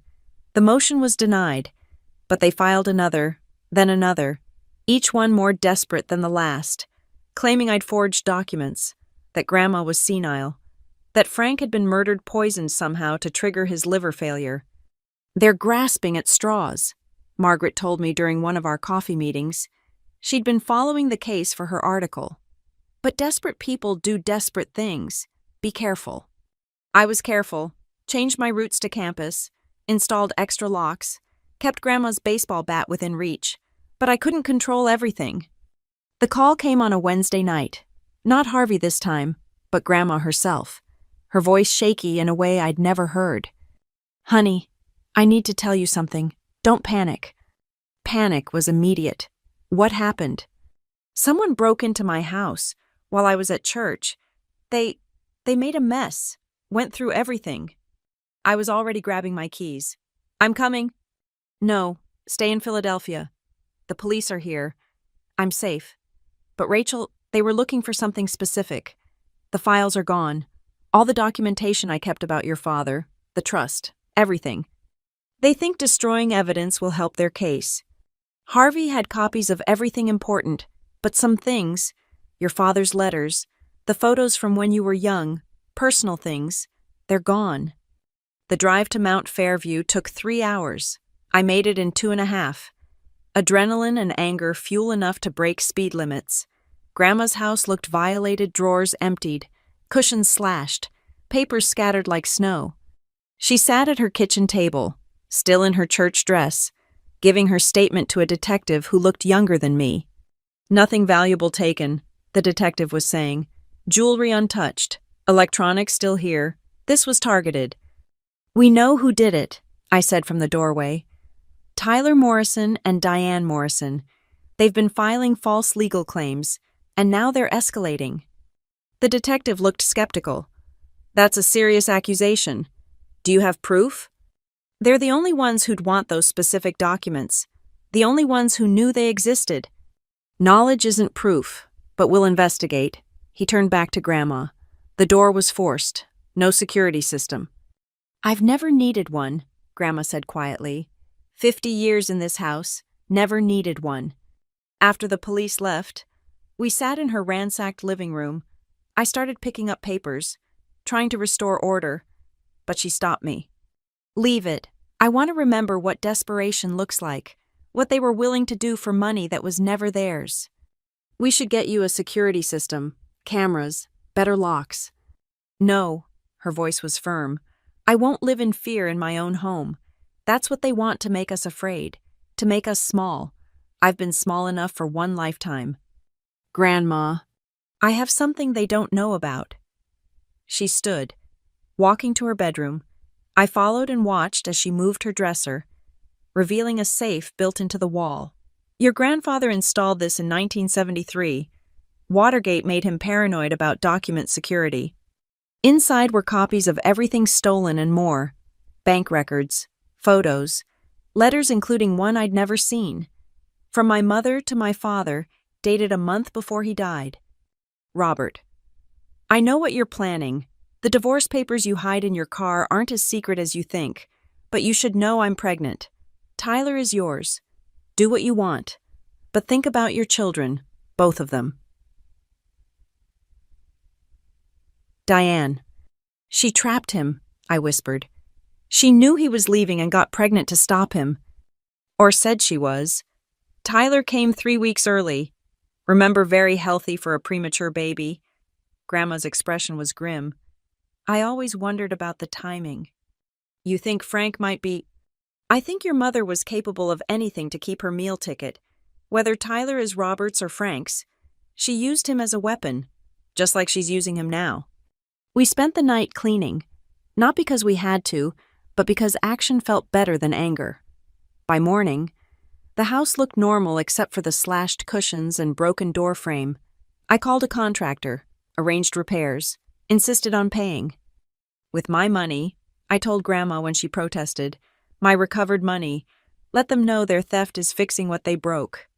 Harvey filed criminal charges for the break-in and added harassment to our countersuit. But the real blow came from an unexpected source, Janet Morrison, Mom's former coworker, called with information. I probably shouldn't tell you this, she said when we met at a coffee shop near campus. But Diane came to the store last week, begging for her job back.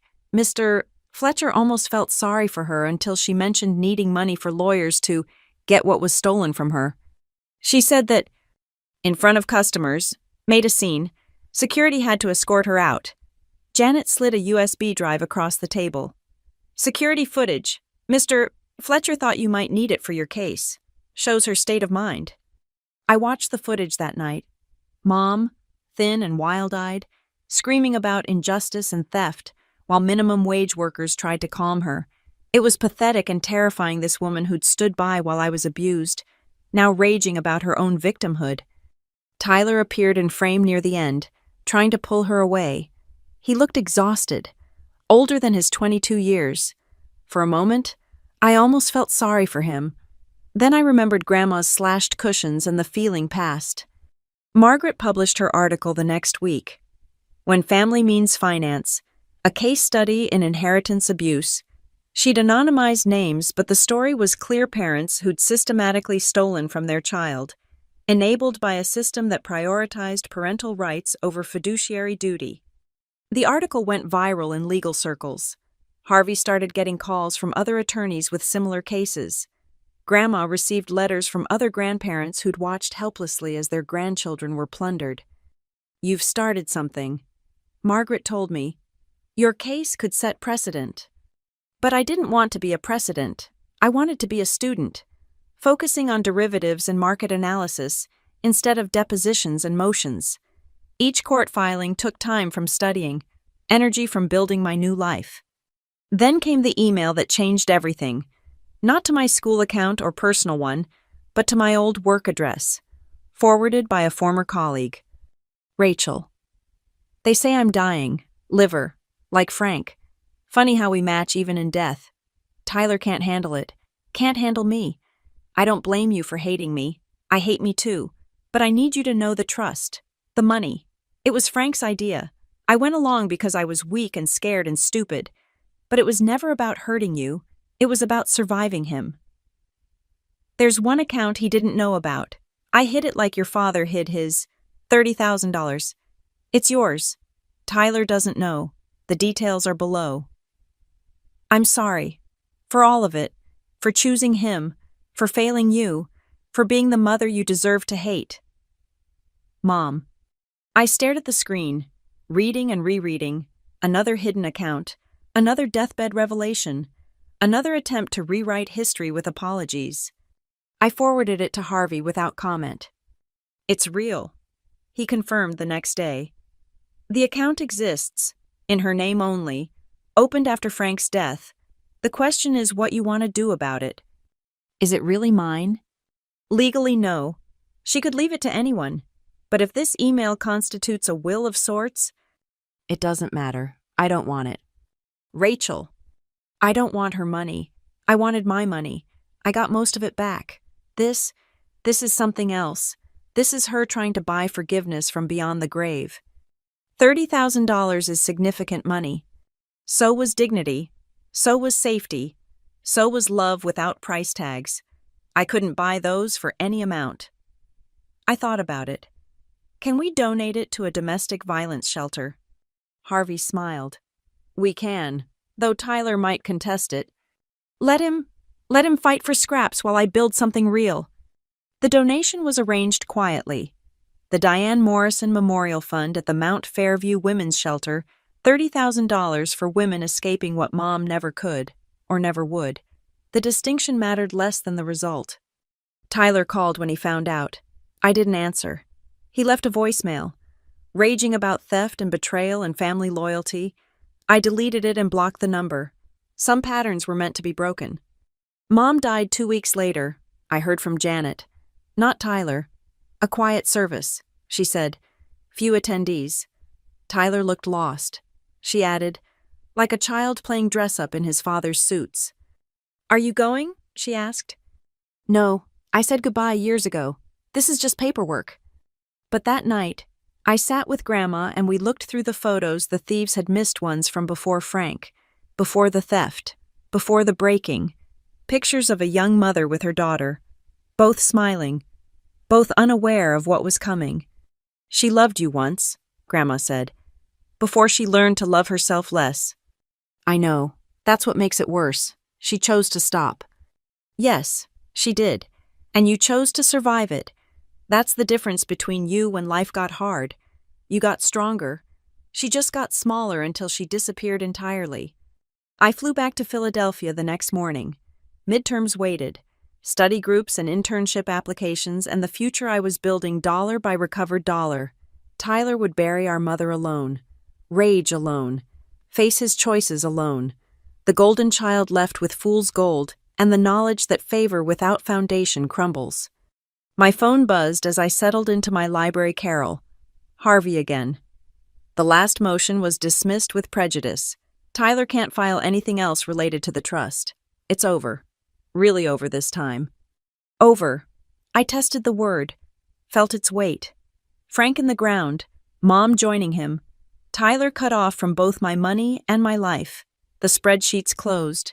The evidence filed. The case won. "Thank you," I told Harvey. "For everything. Send me your final bill." "Already paid," he said. "Your grandmother insisted. Said it was an investment in justice. And in you?" Of course she had. Grandma, who'd waited 15 years with file folders and faith, who'd stood up when standing up mattered, who'd shown me that family was choice, not chance, and love was action, not words. I hung up and opened my finance textbook. Chapter 12. Risk Management and Portfolio Theory. I almost laughed at the irony. I'd been managing risk since I was 18, building a portfolio of evidence against the people who should have been my security. But that was over now. Really over. Time to build something new. Something mine. Something that no one could steal or slash or contest. I bent over my books and began. Christmas Eve in Philadelphia. Snow fell soft and silent outside my window as I wrapped the last present, a leather-bound journal for Grandma, embossed with her initials. The apartment smelled like apple pie. My first successful attempt using her recipe and the dish she'd insisted I keep. 2 years had passed since that Thanksgiving when everything changed.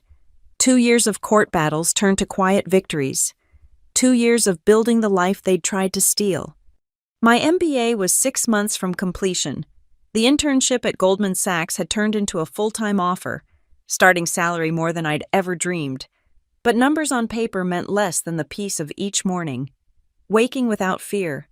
Checking bank accounts that no one else could touch. The doorbell rang. Grandma stood in the hallway, snow in her silver hair, carrying a poinsettia and her overnight bag.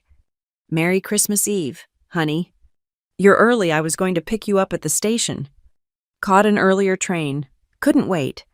She handed me the plant, then pulled me into a hug that smelled like cinnamon and home real home, the kind built on trust instead of terror. We spent the evening cooking together, her teaching me the timing for perfect roast chicken, the secret to gravy without lumps.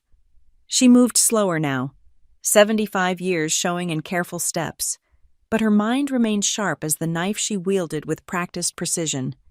"I have news," she said over dinner, "about Tyler." I set down my fork. We hadn't spoken his name in months. "What kind of news?" "He reached out through Janet, wants to apologize, says he's been in therapy, working through everything, has a job now, an apartment. He's trying to build something honest." "Good for him." "He asked if you'd be willing to meet, just coffee, no lawyers, no arguments, just conversation." I thought about Tyler at 24, finally working, finally independent, finally free of our mother's poison. Maybe someday, not yet, maybe not ever, but I hope he finds peace. "That's fair, more than fair," she smiled. "You've grown so much, Rachel, not just successful-wise." After dinner, we sat by my small Christmas tree, sharing the quiet, no television, no phone calls, no demands, just us, the snow, and the kind of silence that felt like safety. "I've been thinking about forgiveness," Grandma said suddenly. "Not for them, for us. How holding on to anger is like gripping a hot coal, it only burns the one holding it. I'm not angry anymore. I'm just done. They're strangers who happen to share some DNA. The opposite of family, really. And what is family?" I thought about it, watching snow swirl past the window. Family is showing up with file folders when someone's ready to fight back. Family is teaching someone to make pie in a new city. Family is believing someone the first time they show you bruises. Family is choosing each other, Grandma agreed. Every day, especially the hard days. My phone buzzed. An email from Harvey. I almost ignored it. Christmas Eve meant no legal business, but the subject line caught my eye. Final estate matter, good news. I read it aloud. The IRS had finished its investigation. Additional funds recovered from Frank's fraud would be distributed to victims, including me. Another $40,000, arriving after the new year. "It never ends," I said, half laughing. "Every time I think we're done, more money appears, like they hid it everywhere and forgot where. Or never thought they'd be held accountable. But you know what this means." "What?" You can pay off your student loans entirely. Start your career free and clear. No debts to anyone, for anything. Free and clear. The word sat between us like a gift. At 31, I'd have an MBA, a six-figure job, and zero debt. The life my father had wanted for me, built from the ashes of what they'd burned. There's something else, Grandma said, reaching into her purse. I've been waiting for the right moment. She handed me an envelope, old and yellowed. Inside, a photograph I'd never seen Dad and me at maybe age 5, building a sandcastle. On the back, in his handwriting, Rachel's first beach trip. She insisted on making it perfect, knocked it down 3 times before she was satisfied. My little architect of happiness. Where did you find this? Safety deposit box I'd forgotten about. There are more, a whole box of memories they couldn't steal. But this one? This reminded me who you've always been. Someone who won't settle for less than what you deserve. I traced my father's writing, this evidence of love that predated everything broken. Thank you. Thank Harvey. He reminded me about the box during one of our strategy sessions. She smiled. Said you deserve to have good memories along with the vindication. We talked until midnight, then said goodnight. But I couldn't sleep. Mind full of sandcastles and spreadsheets, bruises and breakthroughs. I got up and opened my laptop, not for work but to write. Dear Tyler. I typed and deleted a dozen versions before settling on simple truth. Grandma told me you want to meet. I'm not ready. May never be. But I want you to know I hope you're building something good. Something honest. Something yours. It's harder than stealing but worth more than money. Take care of yourself. I sent it before I could reconsider, then went back to bed. In the morning, there'd be presents and pie and Grandma's laugh filling my small apartment. In 6 months, graduation. In 7, a career built on merit instead of manipulation.